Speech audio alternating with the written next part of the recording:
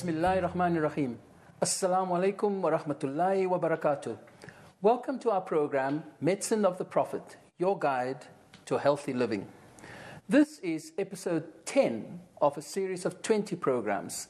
In this episode, we'll be looking at physical exercise and rest. Please don't look at me in terms of physical exercise.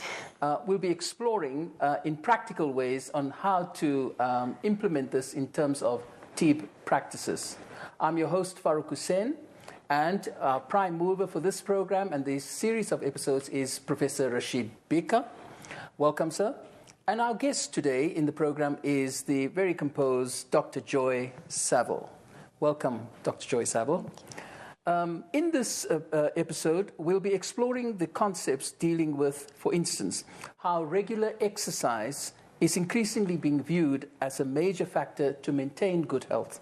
We'll also discuss current trends in exercise in relation to the recommended practices in Tib al-Nabawi. We'll also give advice on physical exercise that can easily be implemented by people of different temperaments in a home environment. And so the take-home message of this episode is how best can we encourage all of us to use regular, moderate physical exercise, and also the importance of rest. What is the prophetic tradition with respect to exercise? Jazakallah khair, Farooq. Bismillah ar-Rahman ar-Rahim. Exercise, as you've mentioned, is quite widely discussed today, especially with its relevance to healthcare. However, I must tell you that in the research that I've done for the program, I found quite an anomaly in the understanding of the role of exercise, the extent of the exercise, the interpretation of the exercise as it is currently in vogue today, as opposed to, or rather as compared to, the exercise, concept of exercise in Tib al-Nabawi. For example, I think let me begin by just quoting that the hadith from Hazrat Ibn Umar anhu says, teach your children swimming, archery, and horse riding. We are also quite aware that our Prophet ﷺ, in his lifetime, he used to race with his wife. So this did that give us an understanding that exercise is part of health maintenance, or is exercise part of a requirement of a Muslim or a person to be in this world? Just taking a step back, the earliest part where I mentioned, we were told to exercise in terms of archery, swimming. These are all necessities of life. It's not really exercise to stay healthy. Swimming, you must learn to swim because circumstances might be as such that you need to swim. Okay? Archery is necessary in terms of warfare. Right? So, and horse riding. Horse riding was a means of transport. So suddenly I'm starting to wonder, where did this concept of exercise actually originate? And if you think back, maybe in the last 100 years, 200 years, that's when, from the old way of living, where people worked in the fields, where necessity of earning livelihood was not sitting behind a desk. This whole concept of exercise is a relatively new concept within the global history of time. So I would like to just bring this aspect forward. Having said that, let me read for you an extract from Sayyid's Medicine of the Prophet, wherein he says, know that moderate exercise is most efficacious means of preserving good health. It warms the organs of the body and dissolves waste products and makes the body light and active, strengthens inner organs and inner faculties. By moderate exercise is meant exercise which makes the skin red and glow. Now this part I found very interesting. When sweating begins, then that is the right time to stop. Whatever increases sweating is called heavy exercise. Now if you take this particular tradition and you put this within the context of today, now suddenly it makes us wonder, where are we going to with exercise? I'm certainly not a proponent of saying we must stop exercise, because it goes without saying in these days of obesity, which was not really that common in the past, definitely we need to exercise. And all of this makes us realize there's a fine balance. If you look at the saying again, it is efficacy means of preserving health, and it dissolves waste products from the body. Now, those two terms are key. So, waste products from the body will obviously accumulate with excess diet. So, there's a fine balance between the exercise required to stay healthy and necessary to dissolve or to facilitate the elimination process of excess diet. So in a way, within the context of today, whatever new developments in exercise may have been, is the current vogue, is more so to eliminate the mess of excess diet that we have. So you see the kind of prophetic tradition. If we eat very little, and in one of the previous programs, we spoke about the amount of food required to stay healthy and well. Very minimal. And if you have to overeat, then 1/3, 1/3, 1/3.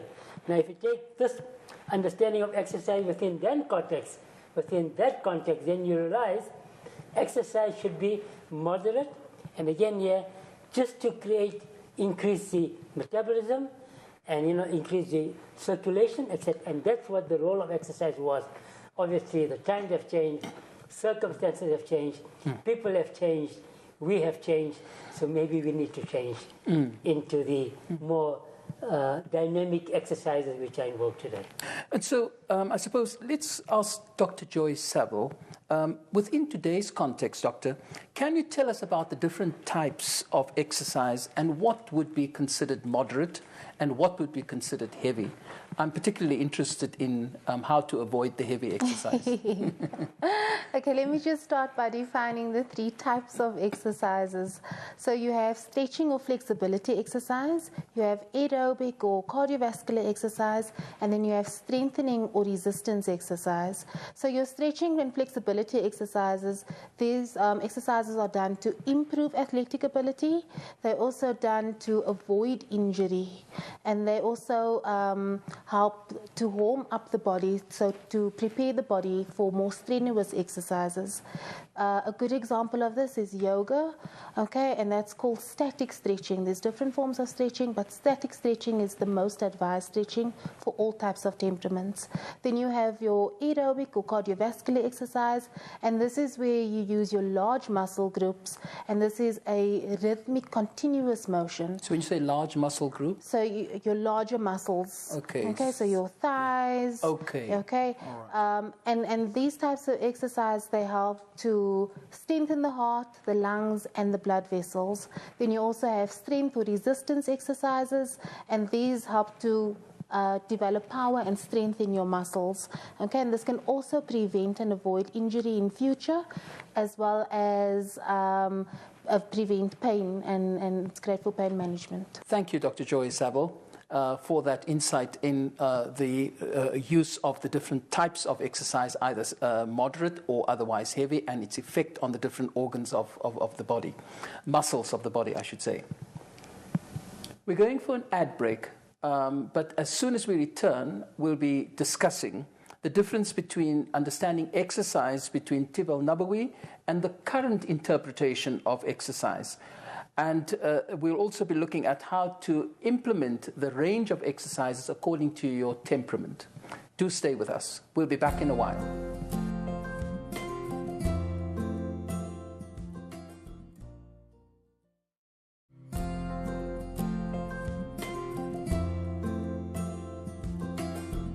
Welcome back, and thank you for staying with us. You're watching Medicine of the Prophet, your guide to healthy living. I'm your host, Farouk Hussein, and with me in the studio is Professor Rashid Bhika and our guest, Dr. Joy Saville. In this segment, we'll be looking at the difference in understanding between Tib al-Nabawi's concept of exercise and the current interpretation of exercise. And we'll be also looking at how certain types of exercise will suit different temperaments. Professor Rashid Bhika, isn't exercise simply exercise?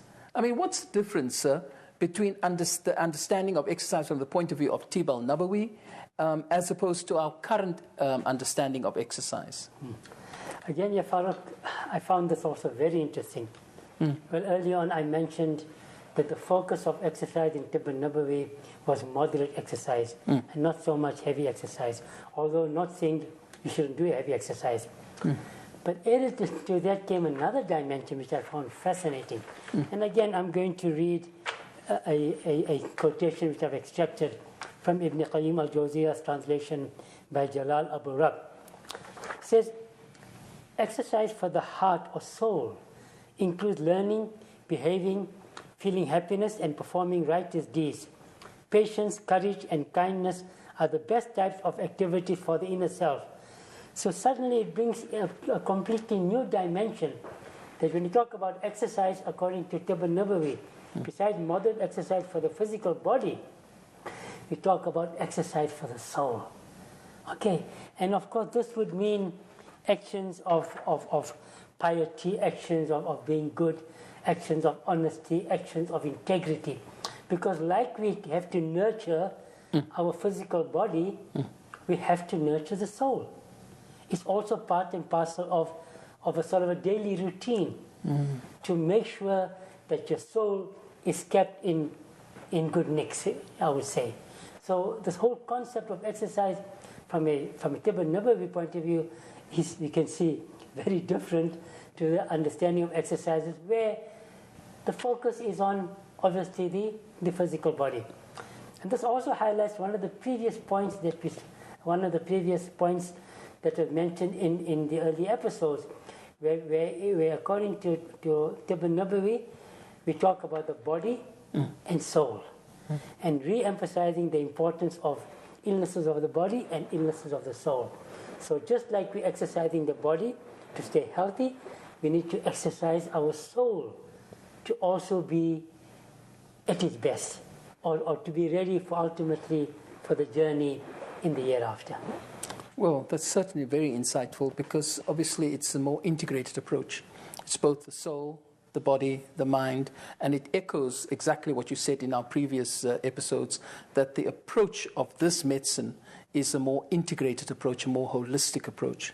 Let me ask Dr. Joy Saville, and draw you in now, Doctor. Professor Bhika was talking about the temperament of the individual. And, I would like to ask of you, how will each temperament of each individual be affected by different exercise? I mean, if I look at myself, I prefer to have a nice brisk walk in the neighborhood rather than going for, at this stage in my life, for excruciatingly painful gym work. Okay, I'm going to talk about temperamental combinations instead of talking about individual temperaments, because with temperamental combinations, we're going to look at the dominant quality associated with the combination. So you can have two types of temperaments. So two types, okay. Within one individual. Within one individual, because we each have a dominant temperament as well as a subdominant. Good. So with a sanguinous phlegmatic or phlegmatic sanguinous temperament, they have dominant qualities of moistness. Okay, and exercise is it promotes heat in the body, okay? And excessive exercise promotes both heat and dryness. So therefore, this temperamental combination, they can do the most exercise as they have this innate moistness. So they actually want to do a little bit more because of the dryness associated with exercise. If you look at a bilious melancholic bilious, and this is completely opposite, their dominant quality is dryness. And so they should do less exercise, still have all three types of exercise, but maybe a little bit more stretching exercises. Those are gentler. They still promote heat, but in a balanced way. So will that suit me? So no, you will actually do more exercise. Oh, heavens alive, don't let my family hear that. Yeah.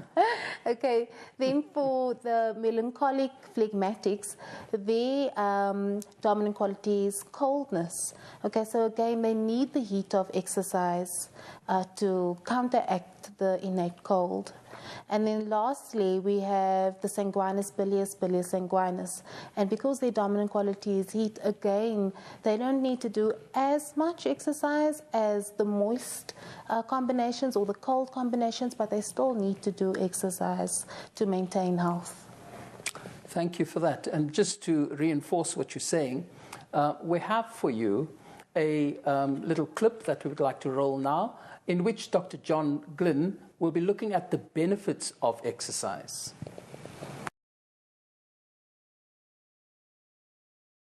A major factor in achieving and maintaining good health is physical exercise. Hippocrates knew about this. Now we know for a fact that there are so many benefits from physical exercise that the list is getting longer as time goes on. We know, for example, that if you're battling with a weight problem, physical exercise plus diet is the way to go. If you've got, for example, high blood pressure, controlled, regular, reasonable physical exercise will bring down the blood pressure. We know that people with diabetes respond very well to physical exercise, as do people with arthritis, which seems strange, but it's quite true that arthritis with certain types of exercise responds very nicely.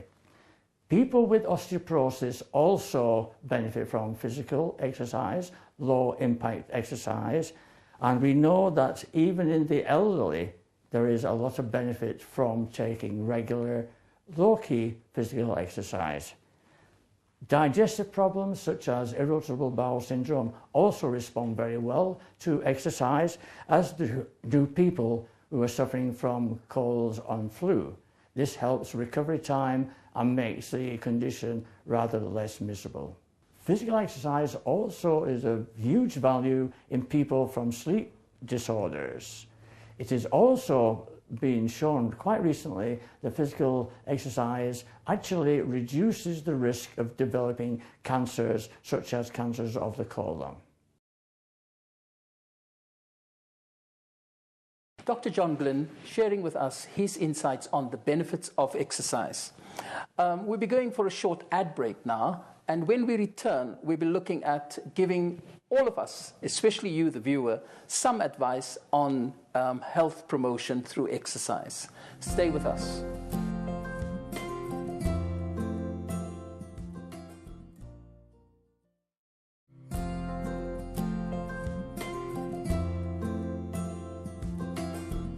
Welcome back, and thank you for staying with us. If you've just joined us, you're watching Medicine of the Prophet, your guide to healthy living. In the studio is Professor Rashid Bhika and our guest, Dr. Joy Saville.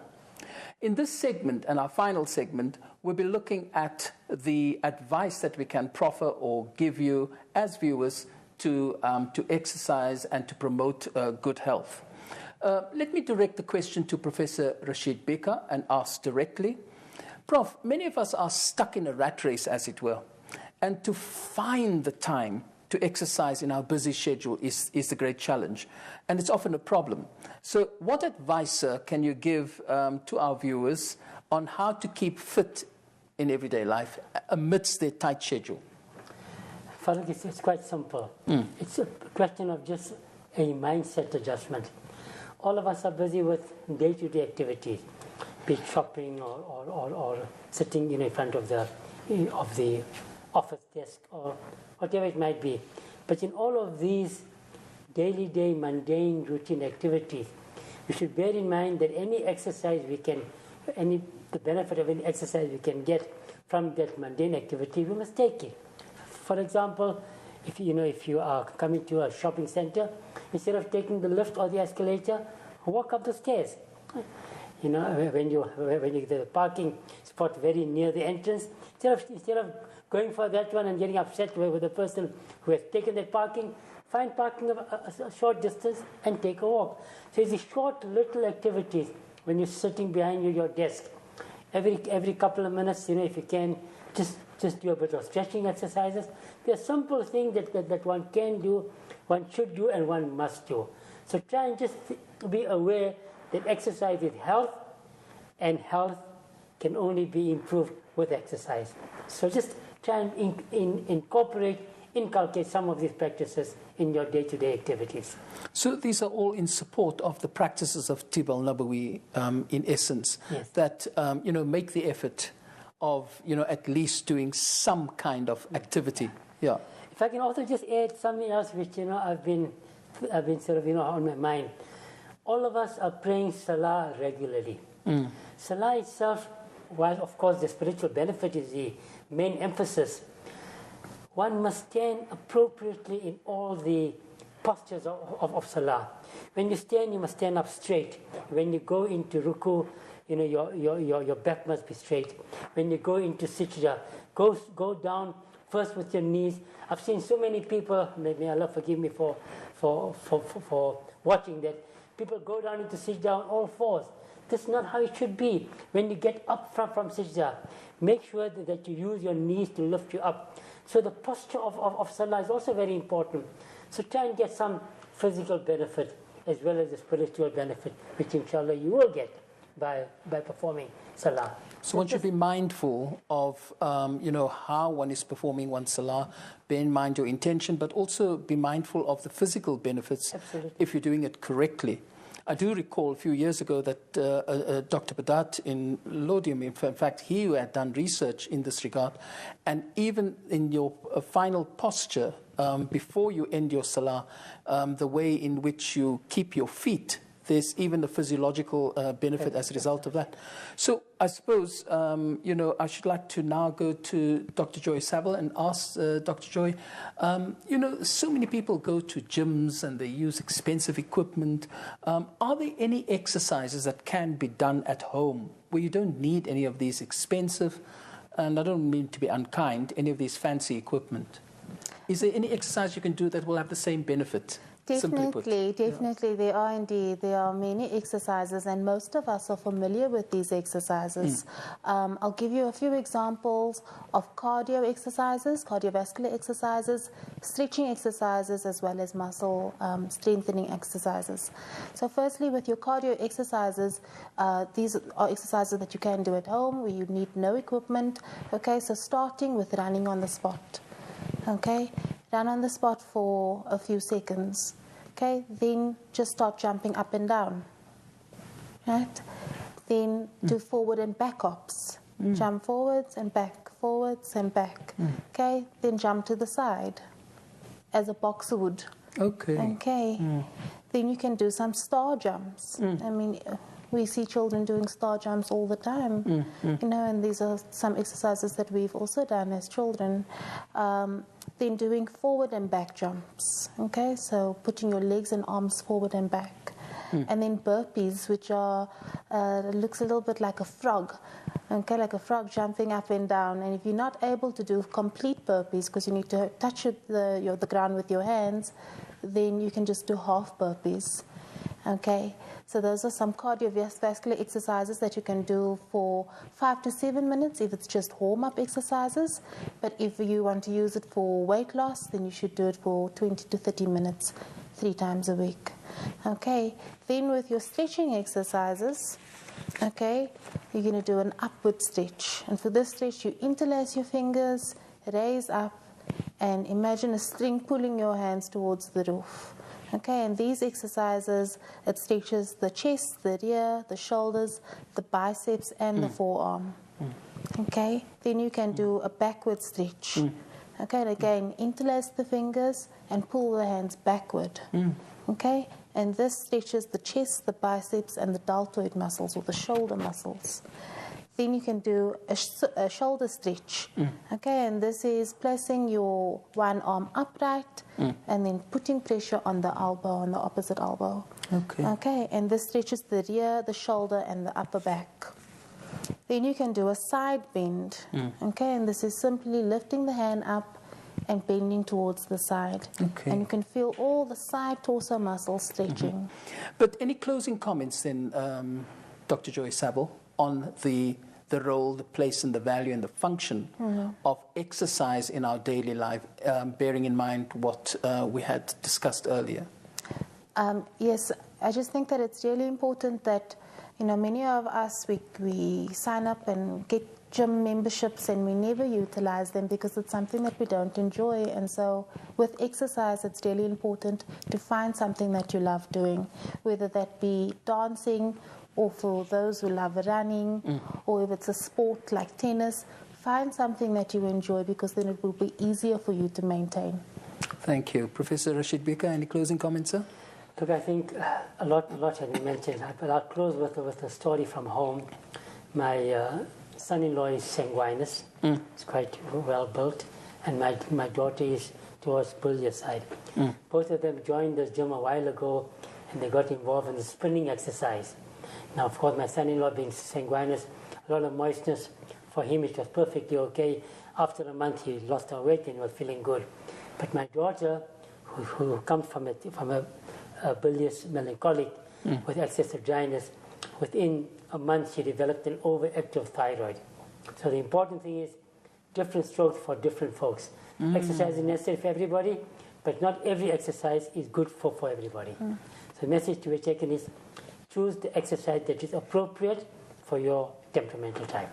Well, clearly there is a scientific basis, viewers, for all the advice that has been given, and that you should actually make sure that you follow good advice in whichever type of exercise you choose to use.